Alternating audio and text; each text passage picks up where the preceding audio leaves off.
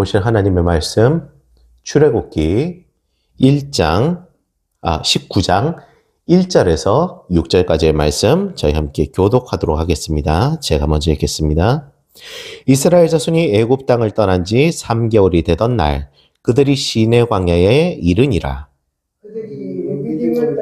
시내 광야에 이르러 그 광야에 장막을 치되 이스라엘이 거기 산 앞에 장막을 치니라. 모세가 하나님 앞에 올라가니 여호와께서 산에서 그를 불러 말씀하시되 너는 이같이 야곱의 집에 말하고 이스라엘 자손들에게 말하라. 내가 애굽 사람에게 어떻게 행하였음과 내가 어떻게 독수리 나에게로 너희를 업어 내게로 인도하였음을 너희가 보았느니라. 세계가 다 내게 속하였나니 너희가 내 말을 듣고 내 언약을 지키면 너희는 모든 민족 중에서 내 소유가 되겠고, 같이 읽겠습니다. 너희가 내게 대하여 제사장의 나라가 되며 거룩한 백성이 되리라. 너는 이 말을 이스라엘 자손에게 전할지니라. 아멘. 네, 저희 함께 기도하시고 말씀 나누겠습니다. 하나님 감사합니다. 오늘 저희가 이렇게 함께 모여 하나님의 말씀을 이렇게 나누게 하심 감사합니다. 말씀의 주인이신 하나님, 출애굽기 말씀을 주셨으니 그때 인도하시는 하나님이 지금 이 자리에 인도하여 주셔서 우리를 말씀 가운데로 인도하시사 앞으로의 삶이 하나님께서 이끄시는 삶으로 이루어져 나갈 수 있도록 이 말씀을 통해 저희에게 지혜 주시고 능력 주시고 역사하여 주시옵소서. 감사합니다. 예수님 이름으로 기도드립니다. 아멘. 예, 이스라엘 자손이 애굽을 떠난 지 3개월이 되던 날에 우리에겐 그냥 90일로 읽히는데 원문을 보면은 3월 1일로 읽힐 수 있는 그 날이 지났습니다. 애굽을 떠난 지 두세 달 만에 이스라엘 백성들은 시내 광야에 이르렀습니다. 그들은 르비딤을 떠나서 시내 광야에 있는 산 앞에 장막을 쳤습니다. 하나님은 시내산에서 모세를 불러서 백성들에게 두 가지를 상기시키라고 했습니다. 하나는 내가 애굽 사람에게 어떻게 행하였음이고 다른 하나는 내가 어떻게 독수리 날개로 너희를 업어 내게로 인도하였음입니다. 애굽 사람에게 하나님이 하신 일은 과거에 하신 일입니다. 독수리 날개, 죄송합니다. 이스라엘 사람입니다. 이스라엘 사람입니다. 독수리 날개로 업어 인도하는 것은 지금 하나님께서 하시는 일입니다. 하나님은 내가 지난 날에도 너희를 위해서 일했고 지금도 내가 너희를 위해서 일하고 있다고 힘써 말씀하고 계신 것입니다. 하나님께서 모든 일의 주체시라는 거죠. 우리는 여기에서 기억해야 할 것입니다. 우리가 살아온 그 발자취 하나하나에 하나님의 인도하심이 있었음을요. 두세 달, 그리 길지 않은 시간입니다. 하지만 하나님이 애굽 사람에게 하신 그 일, 그리고 이스라엘 백성들이 봤었던 그 일이 마치 아련한 옛일같이 되어버렸을 수도 있습니다. 그 홍해에서 일으켜주신 하나님의 그 감동과 크신 일이 식기에는 한참 이르지만 그들에게는 희미한 일이 되어버렸나 봅니다. 사람이라는 것은 그렇습니다. 은혜도 시간이 지나면 잊혀져 버립니다. 잊고 살지요. 우리 인생 가운데에도 지난 날에 하나님께서 하신 일이 있었음을 우리는 기억해야 할 것입니다. 혹시 그것을 잊고 있지는 않은지 우리가 생명신 하나님 앞에 가만히 기도하는 교제의 시간을 가져야 할 것입니다.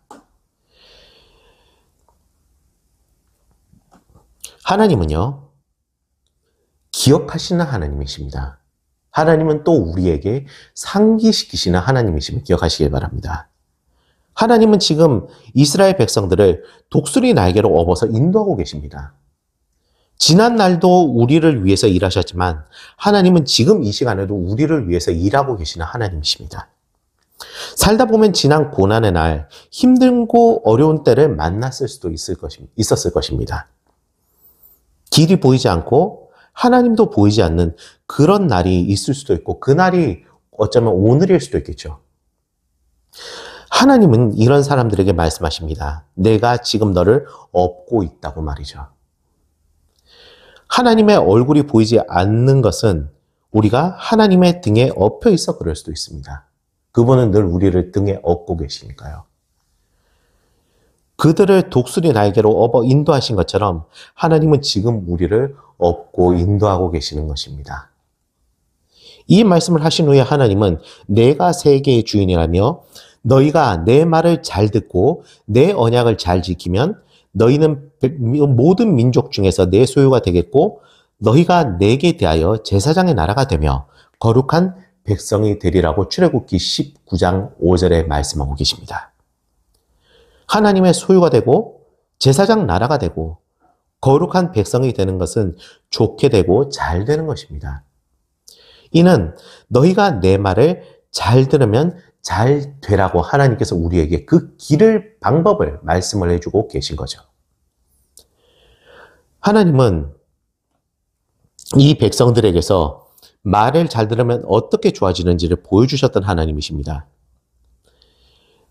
모세와 백성들이 모두 탈진할 수밖에 없는 방법으로 모세가 일을 했을 때 하나님께서는 사람을 한 명 보내주십니다. 그 사람이 장인 이드로였습니다. 이드로가 모세에게 집단을 어떻게 운영하면 되는지를 출애굽기에서 가르쳐주고 있는데요. 모세는 자기의 장인의 말을 듣고 모든 것을 그 말대로 합니다. 그랬더니 어떻게 됐는지 아십니까? 모세도 백성도 전부 다 좋아졌습니다. 원래 모세가 했던 방법은 백성들 한 명 한 명의 말을 듣고 그것을 하나하나 진행을 하는 일이었지만 이 이도로가 가르쳐줬던 방법은 각 백성 중에서 대표를 한 사람씩 세우고 그 사람들의 의견을 통합해서 계속해서 올라오는 그 말들을 통합해서 듣고 해결을 해주는 그런 시스템이었었습니다. 그렇기 때문에 굉장히 그것이 효율적이었고 또 백성을 운영하는 데에 있어서는 굉장히 탁월한 선택이었었죠. 그 덕분에 모세에게는 정말 쉼과 여유가 생겼습니다. 하나님은요, 이도로라는 사람을 보내서 시청각 교육을 통해 그들에게 들으면 좋아지는 걸 경험시키고 말씀을 하고 계신 것입니다. 그것은 비단 모세에게만 이루어진 것이 아니라 모세를 통해서도 그리고 이스라엘 백성들을 통해서도 실천을 함으로써 하나하나 이루어져 나간 것이죠. 하나님께서는 계속 내 말을 들으면 잘 되라고 하나님의 백성들에게 말씀을 하고 계십니다. 그분의 말을 듣고 그 말대로 하면 잘 되고 좋아지는 이유는요, 그 안에 하나님의 지혜, 하늘의 지혜가 들어있기 때문입니다. 하나님의 말을 들으면요, 그 하나님의 지혜가 나의 것이 됨을 기억하시기 바랍니다. 그리고 나를 통해서 다른 사람에게 하나님의 지혜가 전달됨도 기억하시기 바랍니다. 모세에게 없었던 그 장인의 지혜로운 방법, 그 말을 들을 때 그것이 모세에게 복사되었습니다. 그리고 그 지혜의 근원은 하나님, 그를 모세에게 보내신 하나님이셨죠. 좋은 것도 들으면 복사해서 내 안에 붙여넣기가 되는데 우리는 하나님의 상속자입니다. 그러니까 하나님의 말을 잘 들으면 하나님의 소유가 우리가 되는 거죠. 그리고 하나님의 그 말씀을 들음으로 인해서 우리가 하나님의 모습으로 차츰차츰 바뀌어 나가는 것입니다. 하나님의 소유가 된다는 것은요, 하나님께 가장 귀중한 존재가 된다는 것입니다. 말을 잘 들으면 그는 하나님의 보물이 됩니다.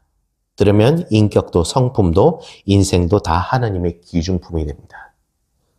잘 듣는 것은 복사해서 붙여넣기, 바로 하나님께서 주시는 하나님의 사랑의 방법임을 우리가 기억하길 바랍니다. 잠시 19장 2절 말씀을 보시겠습니다. 19장 2절 말씀입니다. 시작.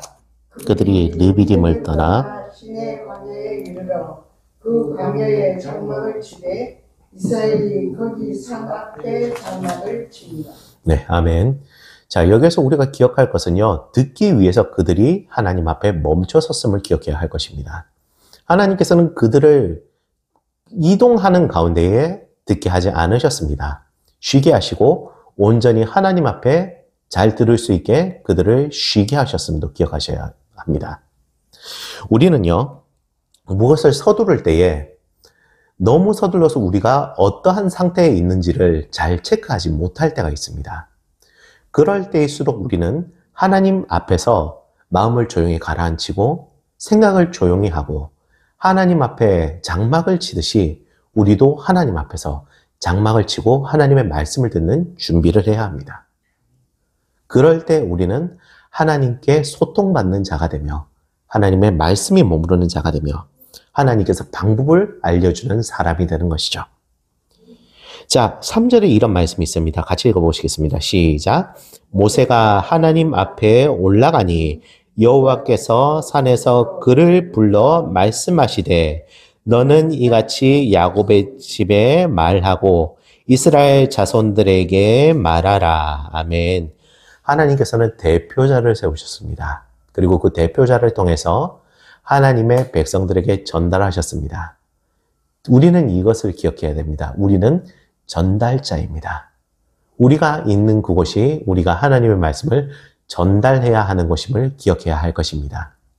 우리가 하나님에게 그 말씀을 받았으면 우리가 그 말씀을 우리 스스로에게 적용함도 있지만 그 말씀을 우리가 들어서 다른 사람에게 전달을 하는 사명도 가지고 있는 것입니다.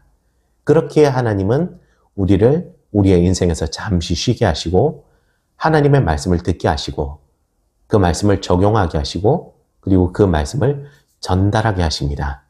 그리고 그것은 다시 또 하나님을 향한 영광의 찬양으로 기쁨의 노래로 그리고 영광의 예배로 하나님께 올려지게 되는 것이에요. 우리는 이것을 예배이며 순환이라고 합니다.